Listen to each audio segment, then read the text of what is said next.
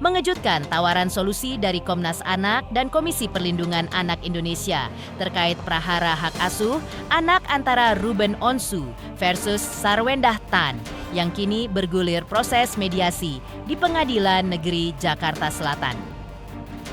Pihak Komnas Anak mempertanyakan kenapa prahara keduanya berlarut-larut seperti ini. Jika keduanya peduli pada hak-hak anak mereka, maka menurut Ketua Komnas Anak, jangan sampai keduanya justru mengorbankan anak-anak di balik prahara yang seakan menemui jalan buntu ini. Menurut Ketua Komnas Anak, seharusnya Ruben dan Sarwendah mengesampingkan ego dan memperhatikan kebutuhan dan hak anak yang utama. Prahara yang terus berlarut-larut ini membuat Komnas Anak curiga. Jangan-jangan prahara ini dijadikan kedua pihak untuk mendongkrak popularitas sebagai artis di panggung hiburan. Apa pula yang membuat tangis Sarwendah pecah di hadapan Deddy Sumargo sahabatnya? Pemirsa, bersama Intens Investigasi, kami hadirkan kabar terkini, terpercaya, dan teraktual. Tetapi sebelumnya, jangan lupa untuk like, subscribe, dan juga share channel YouTube ini.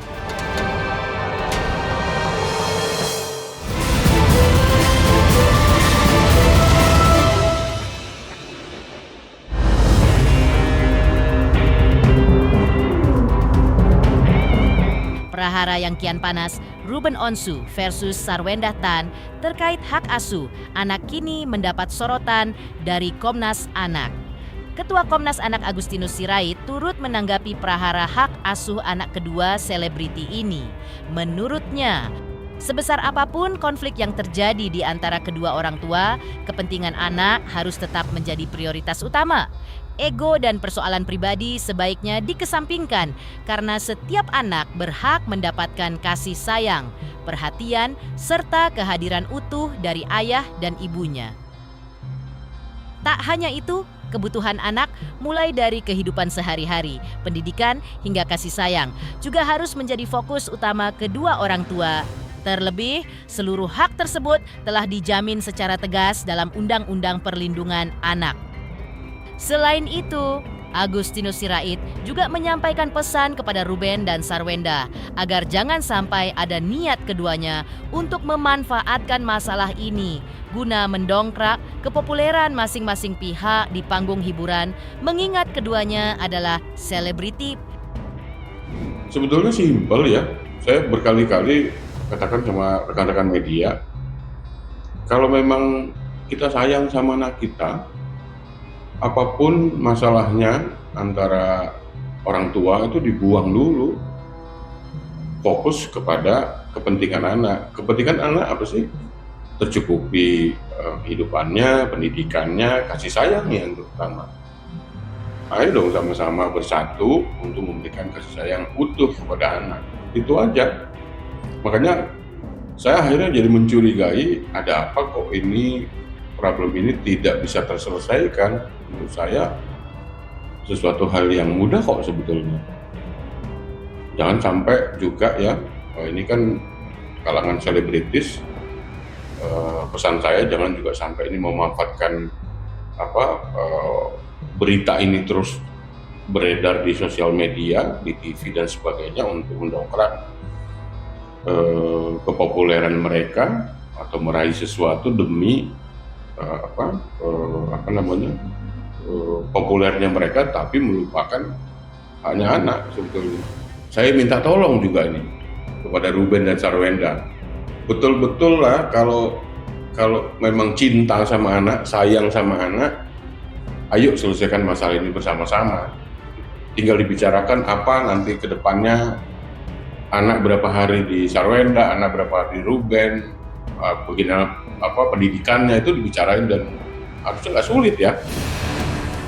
Tak hanya itu, Ketua Komnas Anak Agustinus Sirait menyampaikan pesan mendalam kepada Ruben Onsu dan Sarwendah agar benar-benar menempatkan kebahagiaan serta kepentingan anak-anak di atas segalanya.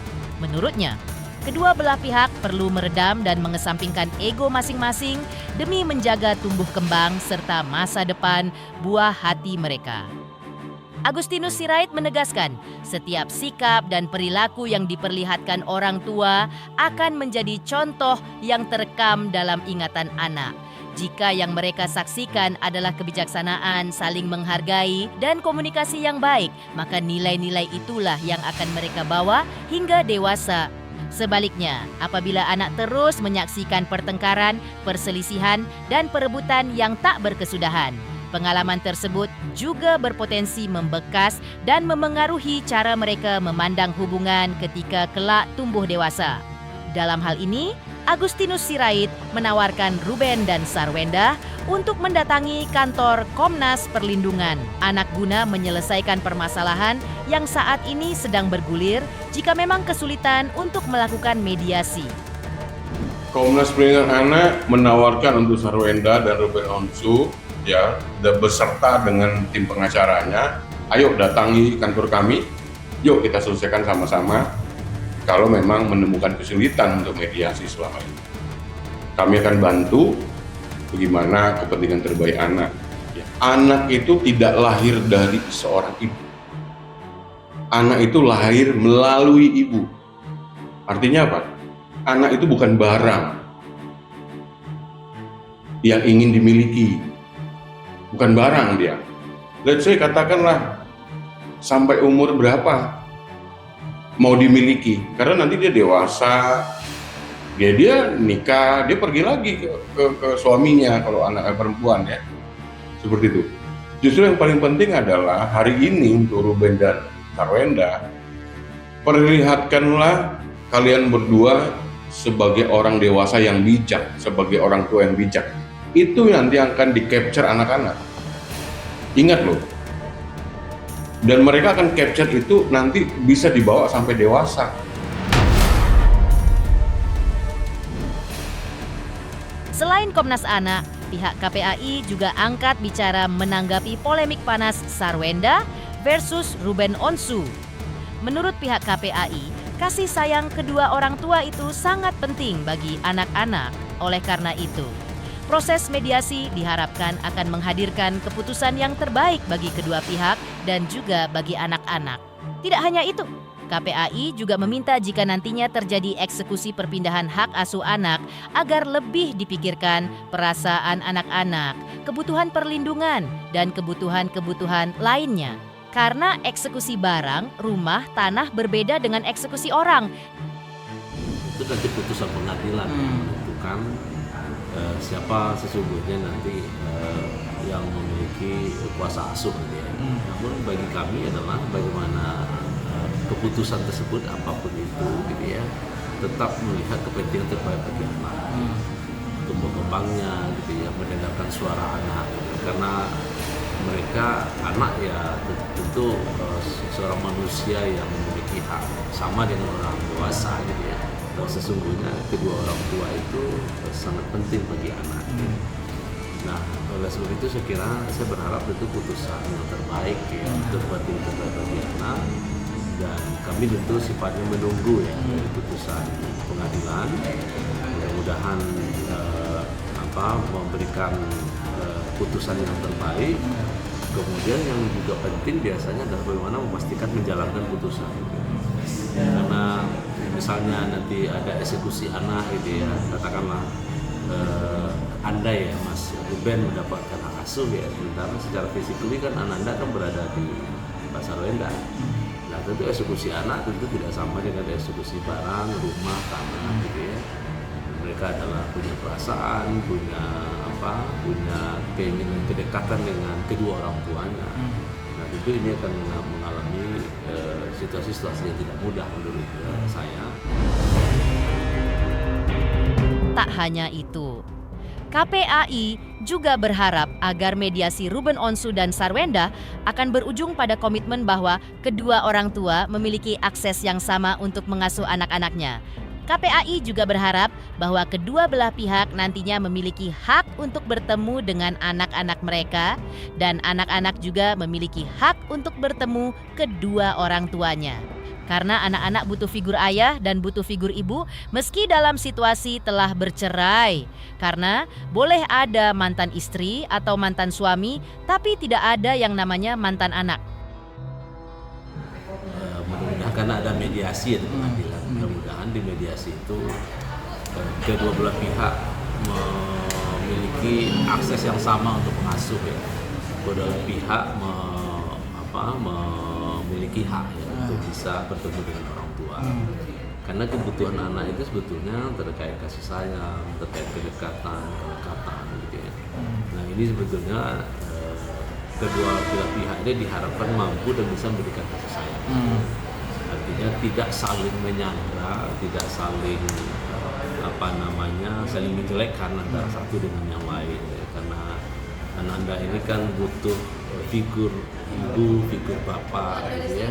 Walaupun dalam situasi bercerai tapi setidaknya soal kasih sayang itu kan dimanapun bisa diberikan.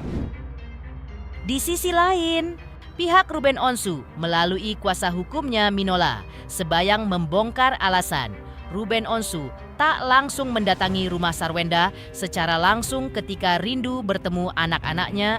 Lantas, benarkah upaya Ruben Onsu untuk bertemu anak-anaknya harus melewati birokrasi yang berbelit-belit?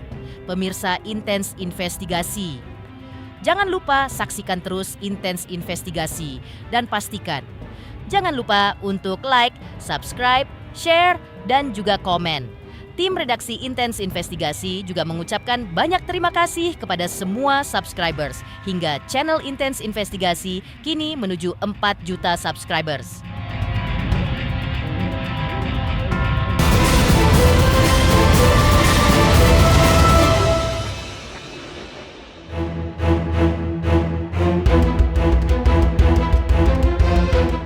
Pihak Ruben Onsu melalui kuasa hukumnya Minola Sebayang juga mengungkap alasan Ruben Onsu tak bias langsung mendatangi rumah Sarwenda untuk bertemu dengan kedua putrinya seperti yang dianjurkan netizen selama ini. Menurut Minola Sebayang, tidak semudah itu Ruben menemui anak-anaknya. Minola mengungkap bahwa apa yang sebenarnya terjadi di lapangan tidak semudah yang dibayangkan netizen. Minola pun membeberkan curhatan pribadi Ruben kepada dirinya. Menurut keterangan Minola Sebayang, setiap kali Ruben ingin bertemu anak-anaknya, ia harus melewati prosedur atau birokrasi tertentu yang cukup rumit di lingkungan internal keluarga Sarwenda. Itu nggak segampang yang dibilang oleh orang-orang itu, gitu loh. Ya. Lihat saja misalnya ukurannya ketika waktu ada graduation gap ballet itu. Duduknya aja udah dipisah-pisah. Ya, Ruben hanya meluangkan waktu ketika break aja bersama dengan anaknya juga di dalam pengawasan.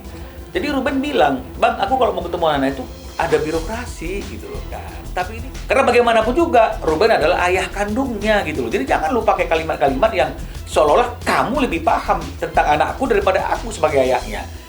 Nah, jadi ini yang mau disampaikan oleh Ruben dalam postingannya itu. Karena ya, saya juga mungkin agak kesal kalau misalnya ada orang yang mengatakan, jangan gitu, nanti anakmu bisa membenci kamu. Lu kok ikut campur urusan gua dengan anak gue gitu loh misalnya. Jadi mungkin itu yang ingin diungkapkan oleh Ruben dalam postingannya terkait dengan masalah pernyataan itu. Selain itu, kuasa hukum Ruben Onsu, yaitu Minola Sebayang, juga mengklarifikasi soal kabar dugaan rumah Sarwenda dilelang. Menurut Minola Sebayang, kabar itu sebenarnya berawal dari urusan pemesanan tiket konser Blackpink, di mana saat itu Sarwenda meminta Ruben Onsu untuk menambahkan jumlah tiket, namun tidak mendapat jawaban dari pihak Ruben Onsu. Setelah kejadian itu, Sarwenda tiba-tiba mempertanyakan apakah rumah yang ditempatinya bersama anak-anak akan dilelang. Pernyataan itu dilontarkan Sarwenda Tan sejak tahun 2025 lalu. Sehingga Minola menduga kuat kata lelang tersebut sudah sengaja digunakan oleh Sarwenda sejak tahun 2025 untuk menjatuhkan mental Ruben. Tiket nggak bisa tambah satu di row yang sama. Karena Ruben kan masih beli tiket cuma 3. S minta tambah satu tiket lagi di row yang sama. Nah, kan nggak mungkin kalau kita sudah beli tiket, kemudian beberapa waktu kemudian kita minta lagi tiket tambahan satu di row yang sama. Pasti sudah terjual. Makanya Ruben tidak lagi menjawab pertanyaan itu karena sudah berulang-ulang ditanyakan. Nah, karena Ruben menduga pertanyaan tentang tiket ini tidak dijawab, maka muncullah setelah Ruben mengirimkan bukti tiket kata-kata, maaf, ini rumah mau dilelang. Jadi Oktober 2025 pun kata-kata lelang itu adalah kata-kata yang sering digunakan oleh S untuk menekan Ruben, untuk menjatuhkan mental Ruben gitu loh. Kalau dipikir-pikir, apa korelasinya ngomongin tiket Blackpink tiba-tiba rumah mau dilelang? Hanya gara-gara tidak dijawab pertanyaannya tentang tambah satu tiket di row yang sama. Ruben maaf-maaf terus. Ya, terus di pressure gitu ya. Setelah Ruben minta maaf, balasannya bukan maafnya diterima. Enggak. Muncullah tagihan bulanan seperti yang sudah kita ketahui bersama, ya, anak pokok 75, sarang burung 9,3, ya, dogi 9,5 dan seterusnya. Jadi selalu komunikasinya diawali seperti itu gitu. Jadi ngomonginnya apa, tiba-tiba terjadi miskomunikasi yang muncul tagihan. Di sisi lain, Sarwenda Tan mengklarifikasi terkait permasalahannya dengan Ruben Onsu sembari menangis kepada Denny Sumargo. Lantas, benarkah Sarwenda lagi-lagi meminta maaf? Pemirsa Intens Investigasi, jangan lupa saksikan terus Intens Investigasi dan pastikan jangan lupa untuk like, subscribe, share, dan juga komen. Tim redaksi Intens Investigasi juga mengucapkan banyak terima kasih kepada semua subscribers hingga channel Intens Investigasi kini menuju 4 juta subscribers.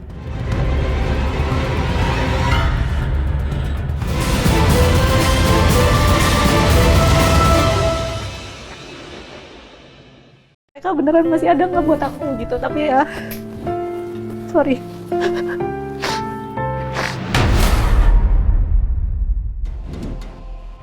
Prahara hak asuh anak Ruben Onsu versus Sarwenda kian panas.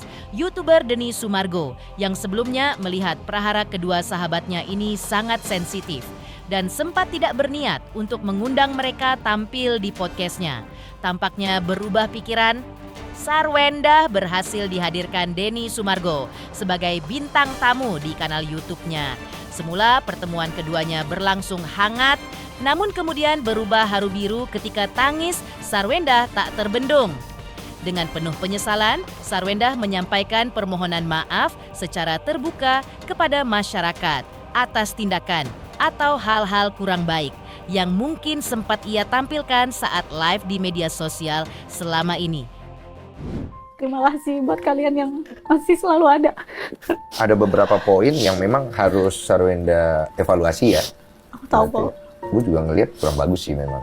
Jadi aku minta maaf juga telah mencontohkan hal yang tidak baik. Ya mungkin baiknya ke depannya ayahnya bisa langsung bikinin kartu buat anak-anak. Maksudnya ini, bikinin rekening khusus buat anak. Biar ayah masukin duitnya ke situ. Terus nggak usah lewat kamu gitu? Nggak usah lewat aku, nggak apa-apa. Di media sosial sekolahnya dibully.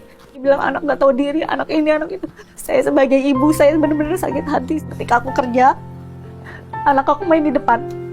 Aku nggak mau ninggalin momen sama mereka, tapi aku harus kerja. Anak aku udah jadi anak yang broken home. Aku nggak mau sampai mereka cari nyaman di luar. Mereka beneran masih ada nggak buat aku gitu, tapi ya sorry.